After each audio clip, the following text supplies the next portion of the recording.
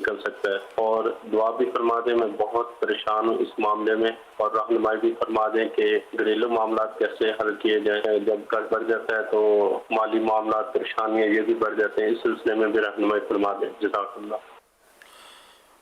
ویاکم، اللہ پاک آپ کو بارے قرض سے سبک دوش فرمائے، آزادی نصیب کرے، باقی قرضہ نیند اڑا دیتا آدمی کی۔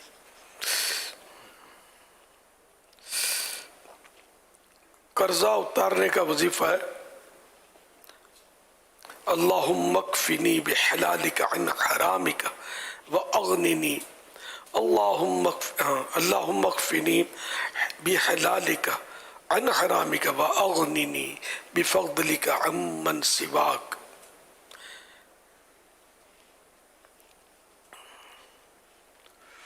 یہ ورد جو ہے تا حصول مراد ہے، جب تک اپنا قرضہ نہیں اترتا ہر نماز کے بعد 11 بار اور صبح و شام 100 بار روزانہ اول و آخر ایک بار درود شریف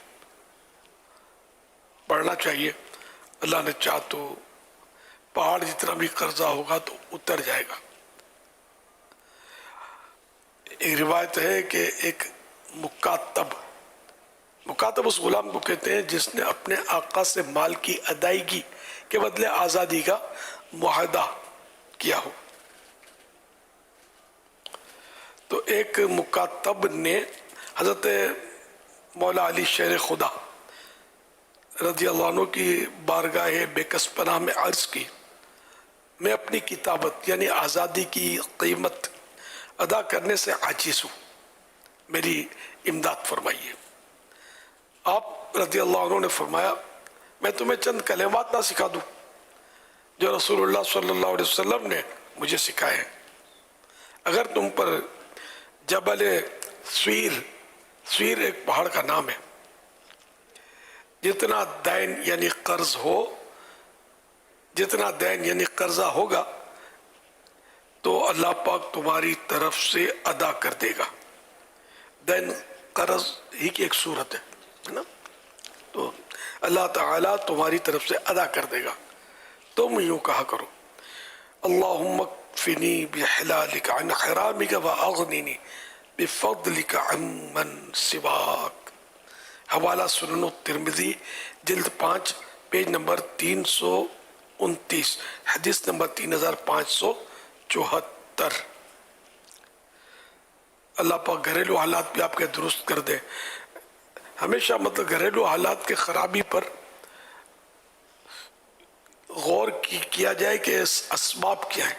بعض اوقات اس میں غصہ کار فرما ہوتا ہے، اچھا تو اس میں یہ خیال رکھنا چاہیے کہ ایک فریق اگر غصے میں ہے تو دوسرا فریق اگر غصے کے ذریعے اس کا ازالہ چاہے گا، اس کو دور کرنا چاہے گا تو بہت مشکل ہے کامیابی، کہ نجاست سے نہیں دھلتی، پانی سے ہی پاک ہوتی ہے۔ تو ایک غصے میں تو دوسرا مزہ ہٹ جائے، یا بہرحال لے کے غصہ نہ کرے، جب آپ بھی غصہ کریں گے تو جھگڑا بڑھے گا۔ اچھا، اور جو غصہ کر رہا ہے اس کو بھی چاہیے کہ اپنے غصے کا اظہار کرنے سے بچے۔ غصہ آ جاتا ہے، بندہ اس میں بے بس ہے تو اظہار نہ کرے اس پر، اس کو پی جائے۔ تو جب یہ کہ غصہ پئیں گے تو گھریلو پریشانیاں اگر اس وجہ سے کوئی ہیں جھگڑے وغیرہ تو انشاءاللہ دور ہوگی یہ پریشانی۔ اب یہ کہ پریشانیاں کئی طرح کی ہوتی ہیں، تو جس طرح کی پریشانیاں ہیں اللہ پاک سے دعا بھی کرتے رہیں کہ اللہ پاک ان پریشانیوں کو دور فرما دے۔ دعا مومن کا ہتھیار ہے۔ صلو علی الحبیب صلی اللہ علی محمد۔ امیر اہل سنت کی بارگاہ میں میرا یہ سوال ہے کہ اس دور میں غربت کی وجہ سے شادیاں بھی کم ہونے لگی ہیں اور برائیاں بڑھنے لگی ہیں، تو ایسی صورت میں ہمیں اپنا کیا کردار ادا کرنا چاہیے؟ غربت بھی ایک سبب ہے، اور رسم و رواج نہ پورا کر سکنا اس کی وجہ بھی غربت۔ تو اصل وہ رسم و رواج جیسے اپنے اوپر مسلط کر دیا کہ مالداروں کی بیٹیاں بھی بیٹھی ہوئی ہیں۔ مالدار جو شادیاں کرنے کے لیے نکلے تو اپنے مالداروں میں ہی کرے گا، اور یہ سمجھ میں بھی آتا ہے کہ غریبوں میں کرے گا تو مالدار گھرانے میں پلی ہوئی بیٹی 3 دن پورے نہیں کر سکے گی، بھاگ کھڑی ہوگی. اور اگر غریب مالداروں کے گھر میں شادی کرے گا تو وہاں اس کا نبھاؤ مشکل ہو جائے گا.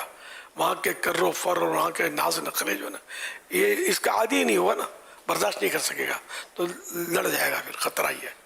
تو یہ ہر ایک کو اپنا اپنا مطلب کہ جوڑ دیکھ کر اور اپنی اپنی دونوں کی حیثیت جو ہے نا، یہ 19-20 کا فرق تو چل جائے گا، 15-20 کا فرق، یہ مطلب مثال ہے. بہت زیادہ فرق ہوتا ہے نا تو پھر خطرہ بھی بہت زیادہ ہوتا ہے کہ یا تو مالدار گھرانہ غریب کو غلام بنا لے گا، اور یہ بھی خرابی کی ظاہر جڑ ہی ہے. تو بہرحال یہ کہ رسم و رواج جب تک یہ اپنے اوپر جو بڑھا لیے ہیں خواہ خواہ کے، اس میں اخراجات بہت زیادہ ہیں. اب اس کی کیا تفصیل بیان کروں، عام طور پہ لوگ سمجھتے ہوتے ہیں کہ کیا کیا رسم و رواج ایسے ڈالے ہیں کہ جس سے ان کے خرچے بہت بڑھ گئے ہیں. تو یہ اگر مائنس ہو جائے نا، اور جو شریعت و سنت کے مطابق جو طریقہ کار ہے اس کے مطابق، یا جن رواج وغیرہ سے شریعت نے منع نہیں کیا ہے، اور اس پر اصرار نہ ہو، تکرار اصرار نہ ہو، فریقین مل کر اگر کرنا چاہیں اس کو تو بھلے کریں. تو اس طرح کریں گے تو انشاءاللہ یہ کہ ترکیب بن جائے گی. اور یہ غریبوں کا واقعی گناہ تو بہت بڑھتے ہیں. اگر شادی وقت پر نہ ہو تو گناہ. اچھا، منگنی ہو جاتی ہے تو منگنی کے بعد بھی بعض اوقات ایک فریق مطالبہ کرتا رہتا ہے، دوسرا فریق ٹالتا رہتا ہے. کوئی رسم و رواج کے لیے پیسے نہیں ہوتے تو وہ یوں مجبور ہو جاتا ہے دنیا کے آگے، تو یوں بھی خرابیاں بڑھ جاتی ہیں. اللہ کرے کہ ہم حقیقی معنی میں شریعت و سنت کے پابند ہو جائیں تو انشاءاللہ ہمارے یہ سارے مسئلے حل ہو جائیں گے. اس کے بغیر باقی دنیاوی مطلب طور پر ہم ڈھونڈتے رہیں گے مسئلے. اس سماجی کارکن جو ہوتے ہیں یہ بھی بیچارے کوشش کر رہے ہوتے ہیں، لیکن آپ کے سامنے یہ آج کل کا رونا نہیں ہے کہ اب مہنگائی نے مطلب زور مارا. یہ رسم و رواج اور غریبوں کا جلدی مسئلہ نہ حل ہونا، یہ میں یوں کہہ سکتا ہوں کہ جب سے وہ سنبھالا ہے میں دیکھتے آ رہے ہیں کہ مطلب مسائل بڑھتے ہی چلے جا رہے ہیں. پہلے بھی مسائل تھے، بہت طرح طرح کے مسائل تھے شادیوں میں. صلو علی الحبیب صلی اللہ علی محمد.